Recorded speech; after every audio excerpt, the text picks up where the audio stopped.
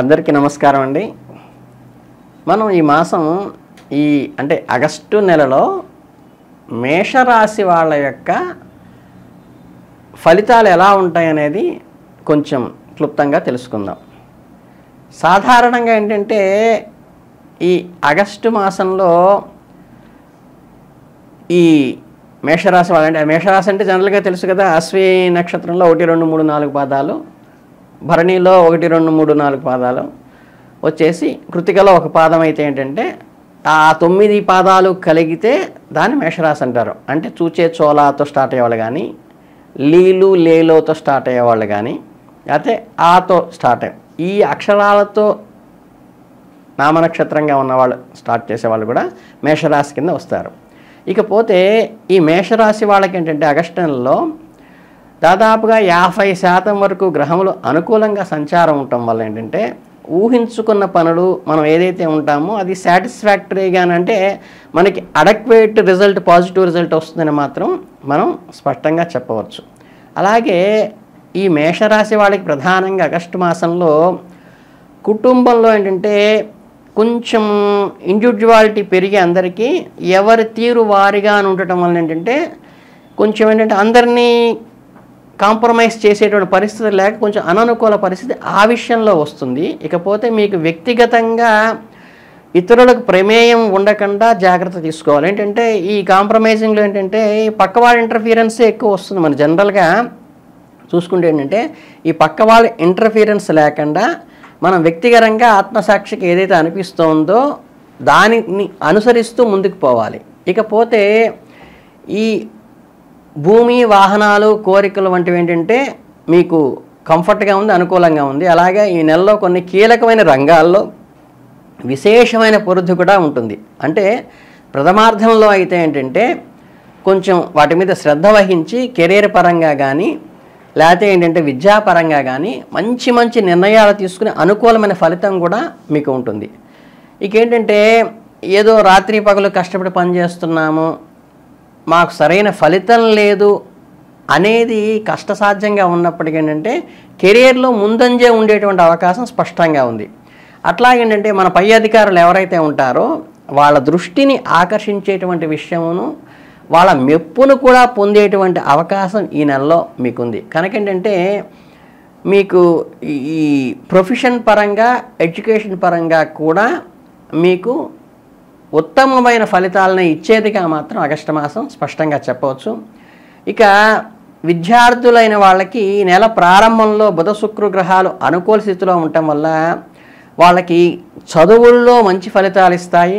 అలాగే కళాశాల సెలక్షన్లో కూడా మంచి ఫలితాలు ఇస్తాయి.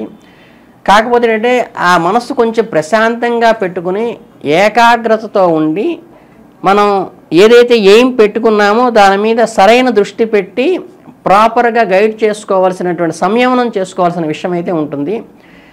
అభ్యాస ప్రక్రియ కానీ లేకపోతే ఏమన్నా డోలాయమానంగా 4 నిర్ణయాలు తీసుకోవాల్సి కొంచెం ఏకాగ్రత చేయండి. అదొకటి డిస్టర్బెన్స్గా ఉంటుంది, కానీ విజయం ఖచ్చితంగా ఉంటుంది. కుటుంబ జీవితంలో కూడా ఇంకా ఫ్యామిలీ లైఫ్లో కూడా ఏంటంటే చాలా పాజిటివ్గా ఉంటుంది. ప్రేమ వ్యవహారాలు కానీ లేకపోతే భార్యాభర్తల మధ్య అన్యోన్యత కూడా ఈ నెలలో మనకు అడెక్వేట్గానే ఉంటుంది, ఇబ్బంది ఏం లేదు. ఇకపోతే ఆస్తికి సంబంధించిన విషయాలు కానీ, భూమికి సంబంధించిన విషయాలు కానీ, కొన్ని ముఖ్యమైన నిర్ణయాలు కూడా తీసుకోవటానికి ఈ ఆగస్టు మాసం మీకు అనుకూలంగా ఉంటుంది.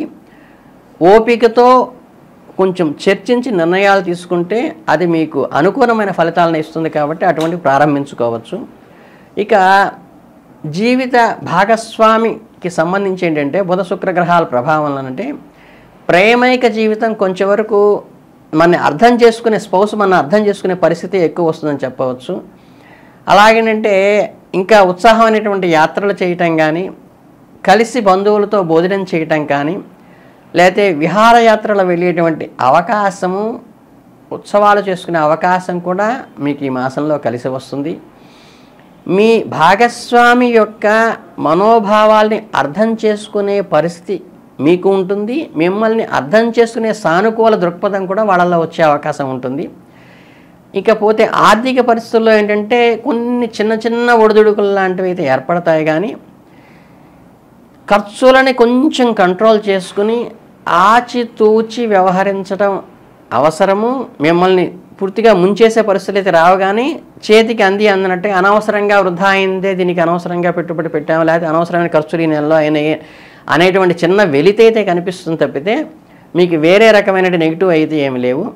అలాగేంటంటే మనకి శరీరంలో ఉన్నటువంటి అనారోగ్యం, ఆరోగ్య పరిస్థితులు, శని ప్రభావం అంటే చిన్న చిన్న అనారోగ్య సమస్యలు, దానికి రిలేటెడ్గా ఉన్నటువంటి కొంచెం బద్ధకాన్ని నివారించుకోవాలి శనిని జయించాలంటే ముందు. కనుకంటే సమతుల్య ఆహారం తీసుకోవాలి. మనకి ఈ ఫుట్పాత్ల మీద కానీ లేకపోతే ఏంటంటే ఈ బయట జంక్ ఫుడ్ తినకుండా ఉంటే మంచిది. ఏంటంటే అటువంటి ప్రాంతాల్లో శనికి ఆవాసం కాబట్టి అవి చేయకుండా ఉంటే మంచిది. వీటన్నిటికీ కూడా మంచి పరిహారం ఏంటంటే ఈ దుర్గాదేవిని కనుక ఓం, మీకు ఏది రాకపోతే ఖడ్గమాల లాంటిది రాకపోతే ఓం శ్రీమాత్రే నమః అని శుక్రవారం పూట కనుక ఉదయాన్నే అమ్మవారికి చక్కగా మీకు ఎర్ర రంగు రవికేల గుడ్డ అమ్మవారి దగ్గర ఉంచి దాని మీద కనుక 3 తమలపాకులు పెట్టి అమ్మవారికి రూపంగా పసుపుతో కనుక చిన్న ముద్దగా చేసేసి మనకి హరిద్రతో చేసి జాగ్రత్తగా దాని కనుక కొంచెం బొట్టు పెట్టి ఈ లక్ష్మీ సహస్రనామం అని ఉంటుంది. నేను సత్కుమార సహితంగా ఉన్నటువంటి లక్ష్మీ సహస్రనామం ఉంటుంది, అది చాలా ప్రశస్తము. లేదంటే ఏంటంటే మీకు లలితా సహస్రనామం చేసుకునే అలవాటు ఉన్నప్పటికీ కూడా అమ్మవారి అనుగ్రహానికి అనుకూలంగా ఉండటానికి ఏంటంటే ఈ ఎర్ర రంగు రవికి గుడ్డ స్వామివారి దగ్గర పెట్టి, అమ్మవారి పటం దగ్గర పెట్టి అక్కడ మనకి హరిద్రతో చేసిన అమ్మవారి రూపం పెట్టి దానికి బొట్టు పెట్టి తమలపాకుల మీద ఉన్నటువంటి హరిద్ర రూపానికి దానికి కనుక మీరు చేయగలిగి వచ్చి ఉంటే ఖడ్గమాల చేసుకోండి, చాలా ప్రశస్తం. లేదంటే లలితా సహస్రనామం చేసుకోండి. ఈ మాసం అంతా కూడా అమ్మవారు అనుగ్రహిస్తుంది. తర్వాత ఏంటంటే లక్ష్మీ సహస్రనామం చాలా సాత్వికమైనది. నియమనిష్టలు కూడా లక్ష్మీ సహస్రనామానికి తక్కువ ఉంటాయి కాబట్టి అందులో కూడా అనుష్ఠప్ ఛందస్సులో ఉంటుంది. ఇందులో మీకు నోరు తిరక్క ఇబ్బంది పడేది. లలితలో ఏంటంటే కొన్ని స్పష్టంగా అలవాటుగా రెగ్యులర్గా చేసే వాళ్ళకి ఇబ్బంది లేదు, కానీ కొన్ని 6 అక్షరాలని, కొన్ని 12 అక్షరాలని, కొన్ని మొత్తం 2 లైన్లు కూడా కలిపేసి ఒకే కంటిన్యూగా చదవాలి, అయితే అది అర్థం చెడిపోయే అవకాశం ఉంది. కాబట్టి అవి గమనించుకొని చేయండి. ఇకపోతే ఏంటంటే ఆగస్టు మాసం శ్రావణ మాసానికి దగ్గరగా వస్తుంది కాబట్టి మనకి అమ్మవారి అనుగ్రహం ఎటో ఉంటుంది. కాబట్టి ఈ చిన్న రెమెడీ కనుక చేసుకుంటే ఈ స్పౌస్కి మధ్య ఉండేటువంటి భేదాభిప్రాయాలు తొలగిపోవటానికి కానీ, విద్యార్థులు అంటే తమ కుమారులు ఎవరైతే ఉన్నారో వాళ్ళు వృద్ధిలోకి రావటానికి కానీ తల్లి బాధ్యతగా ఈ పూజ చేయొచ్చు. అలాగేంటంటే ఆర్థిక పరమైన పెట్టుబడులు పెట్టడానికి శ్రీవారికి అనుకూలంగా ఉండాలి అంటే కనుక కూడా శ్రీమతి గారు చేయొచ్చు. కాకపోతే ఏంటంటే నేను ప్రతిసారి చెప్తూనే ఉన్నాను, భర్త కోసం చేసేటప్పుడు దంపతులు కనీసం ఆయన కూర్చోబెట్టి 2 నిమిషాలు, ఏమండి మీరు సంకల్పం చెప్పేదాకా కూర్చోండి, చక్కగా తర్వాత మీ పని మీరు చేసుకోండి, లేకపోతే తీర్థం తీసుకురావడానికి, హారతి తీసుకోవడానికి రండి. దంపతులు ఉన్నప్పుడు మాత్రం భర్త కోసం చేసేటప్పుడు ఆయన ఇన్వాల్వ్ చేయడం గుర్తుపెట్టుకోండి. పిల్లల కోసం చేయడమో తల్లి మనకు చేయొచ్చు.